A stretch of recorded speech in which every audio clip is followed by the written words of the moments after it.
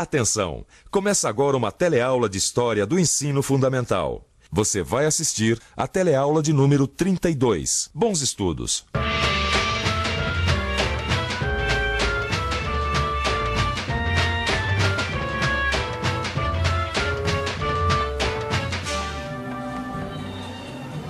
Dá licença! Vocês conhecem alguma música daquela época em que só existia o rádio? Lembro de algumas, né? Dá pra cantar um pedacinho? Ah, ó jardineira, por que estás tão triste? Mas o que foi que te aconteceu? Lourinha, lourinha, dos lábios claros de cristal. Abre a janela, formosa mulher, e vem dizer adeus a quem te adora. Nós somos as cantoras do rádio, levamos a vida a cantar. À noite embalamos seus sonhos, de manhã vamos te acordar. De manhã nós vamos te acordar. Nós somos as cantoras do rádio, nossas canções cruzando espaço azul, vão reunindo num grande abraço, corações de norte a sul. Bem, acho que eu não preciso dizer para você da importância da televisão nos dias de hoje. Preciso? Pois nas décadas de 1940 e 1950, o rádio tinha a mesma importância da televisão para a cultura do povo.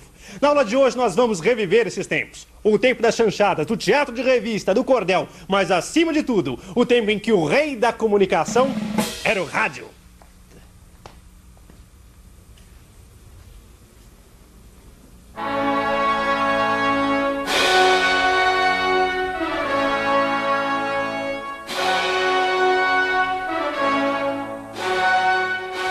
A melhor notícia do ano de 1945 foi o fim da Segunda Guerra Mundial, com a vitória dos países aliados, a Inglaterra, a França, os Estados Unidos e a União Soviética.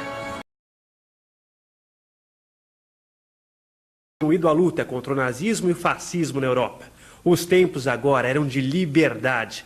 E no Brasil, a dura época do Estado Novo já estava chegando ao fim. Vieram as eleições e os novos partidos políticos. Até mesmo o Partido Comunista conseguiu ser legalizado. A censura já não era mais aquela coisa que metia medo em todo mundo.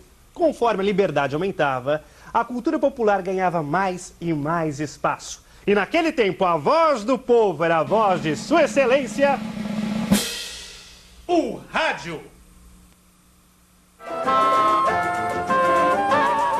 O Brasil é um país que toma quase um continente inteiro. E naquela época, a maioria da população era analfabeta. O rádio era o meio ideal para transmitir informações, ideias e diversão. Ele integrou o país através das notícias sobre o Brasil levadas a todos os brasileiros. A língua falada no rádio também colaborou para essa integração de um país tão diferente em suas regiões.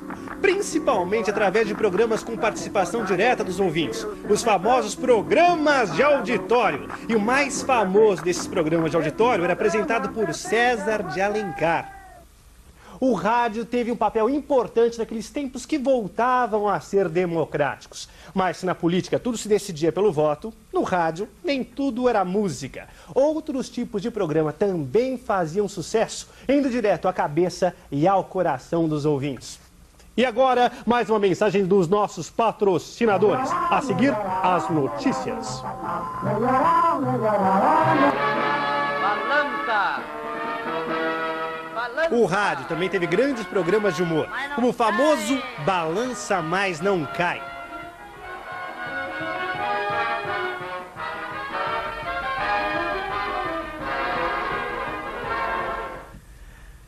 Pois é, o rádio tinha de tudo. Notícia, música e até humor. Mas os programas que mais falavam ao coração do ouvinte eram mesmo as novelas.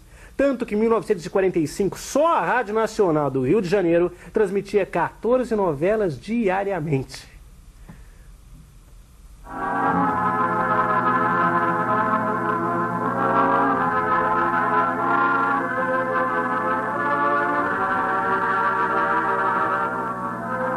Rádio Teatro Colgate Palmolive, com mais um capítulo da emocionante novela de Télis Canhê, tradução de Eurico Silva, o direito de nascer.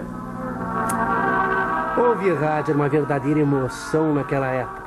As pessoas ficavam ligadas nas radionovelas do mesmo jeito que a gente fica ligado hoje nas novelas de televisão. A diferença é que o pessoal do rádio tinha que fazer tudo na base da voz. A emoção não dependia da imagem para existir. Quer ver um outro exemplo disso?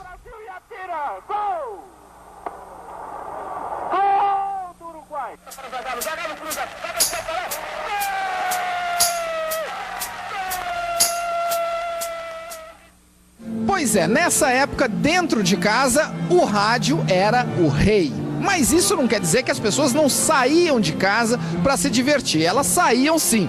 Nos anos 40 e 50, as pessoas iam muito ao cinema. Isso mesmo. Nessa época foi quando os filmes brasileiros tiveram seu tempo de glória. Eram filmes simples, de humor debochado e cheios de músicas de carnaval. Eram filmes conhecidos como chanchadas. Dona Noêmia, a senhora se lembra da chanchada? Chanchada é o que é? São aqueles filmes cômicos de antigamente, né? Lembro, sim. Se lembra? Assistia todos. Eu me lembro bem da Adelaide Quioso com a Eliana, que tocavam sanfona, as duas tocavam até a música, eu me lembro que era Beijinho Doce. Que artistas que a senhora se lembra? Do Mazzaropi, do Grande Otelo. Acabou porque era bom. Tudo que é bom nesse país acaba cedo. E tudo que é ruim prolonga-se. A chanchada, os críticos não gostavam, mas o público amava. Chanchada era uma época muito ingênua, muito bonita, muito lírica. Eu não tinha consciência, eu acho que nenhum de nós tínhamos consciência do valor do que nós estamos fazendo. E ela tinha uma coisa curiosa, a chanchada, ela tinha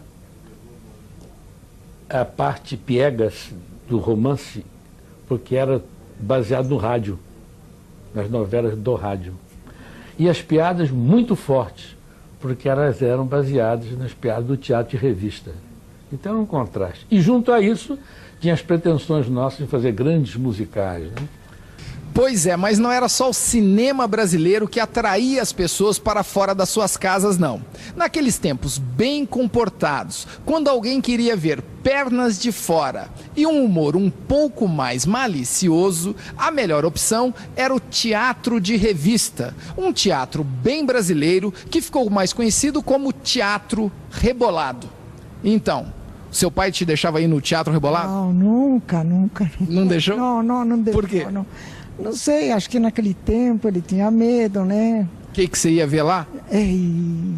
A gente ia pra dar risada, pra se divertir. Era muito bonito, muito luxuoso, as cores lindas, era tudo colorido, muito lindo, era maravilhoso. Eram bonitas mesmo, era uma artista maravilhosa, coisa mais linda. Eu ficava mais no Rio de Janeiro do que em Santos para assistir eles lá. Qual que era a sua vedete preferida?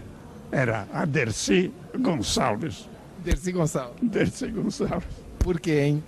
Porque ela fazia programa variado e para adulto. Mas não foi só por causa das vedetes e das pernas das vedetes que o teatro de revista entrou para a história da nossa cultura. Esse tipo de teatro também ficou famoso pelo jeito divertido de colocar em cena a sociedade brasileira daqueles tempos. Mas eu fui muito feliz no teatro de revista porque me fiz lá. Lá sempre fui Dercy Gonçalves. Lá sempre era a minha zona. Eu acho que a Praça Tiradentes foi uma pena acabar. Que era uma praça popular, era uma praça onde tinha tudo. E era um teatro muito chegado à política. A política, mas aquela política engraçada, aquela política caresca que não ofendia. Até pelo contrário, Getúlio foi ver muitas vezes o Teatro Recreio. Eu era uma estrela da Praça Tiradentes. Was fascination, I know. Você deve estar achando que eu errei de disco, não é mesmo? Afinal, nós estamos falando de cultura brasileira e a música que acabou de tocar era cantada em inglês. Mas eu fiz isso de propósito. Sabe por quê? Porque nós não podemos esquecer de uma coisa muito importante que aconteceu naquela época. Se por um lado a cultura popular ia ficando cada vez mais nacionalista, por outro, a música e o cinema americano iam ganhando cada vez mais espaço no rádio e nas telas.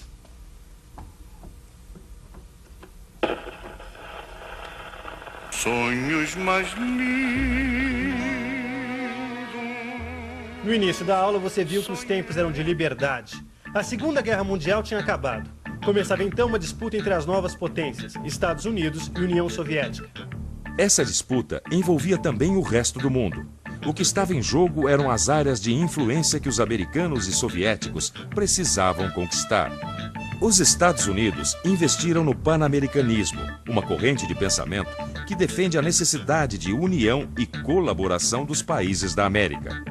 Os Estados Unidos mobilizaram essa ideia com o objetivo de fortalecer sua dominação sobre os países da América Latina, buscando afastá-los da influência da União Soviética. O Brasil foi invadido por produtos importados, música e cinema. Começamos a viver o sonho americano, Hollywood, mocinhos e bandidos, juventude transviada, jazz, bebop, rock and roll. Os brasileiros incorporaram todas essas novidades na moda, no consumo e na linguagem. Traduziram, adaptaram, criticaram, debocharam. Pois é, nos anos 40 e 50 o Brasil viveu bons tempos de democracia. Os brasileiros tinham direito de escolha na política e no dia a dia. A cultura popular estava presente nas telas do cinema, nos palcos dos teatros e principalmente nas ondas do rádio. De manhã nós vamos te acordar.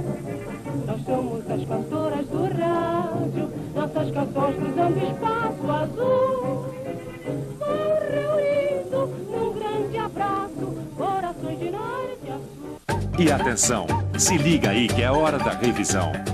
No fim da Segunda Guerra Mundial, houve um ressurgimento da democracia no Brasil. Eleições, afrouxamento da censura, participação popular. O rádio foi o principal veículo de comunicação dessas mudanças. Através dos programas de auditório, das novelas, dos programas humorísticos e de esporte, o rádio traduziu a expansão da cultura popular. O cinema nacional viveu seu momento de glória com as chanchadas. Os intelectuais torciam o nariz, mas o público lotava os cinemas. Outra grande diversão era o teatro de revista, que criticava os costumes e a política e mostrava mulheres bonitas com muito brilho e pouca roupa, para a época, é claro. Ao lado de todo esse nacionalismo, havia a influência da cultura americana. Os Estados Unidos, na disputa com a antiga União Soviética pela liderança mundial, começava a usar a cultura como arma de conquista. Pois é, como vocês viram, esses tempos foram marcantes para muita gente. Você com certeza conhece gente que se lembra muito bem de tudo o que nós dissemos nessa teleaula de hoje. Pergunte, fale com seus parentes, peça para eles te mostrarem lembranças que eles têm guardadas dessa época. História também se aprende assim. Até a próxima!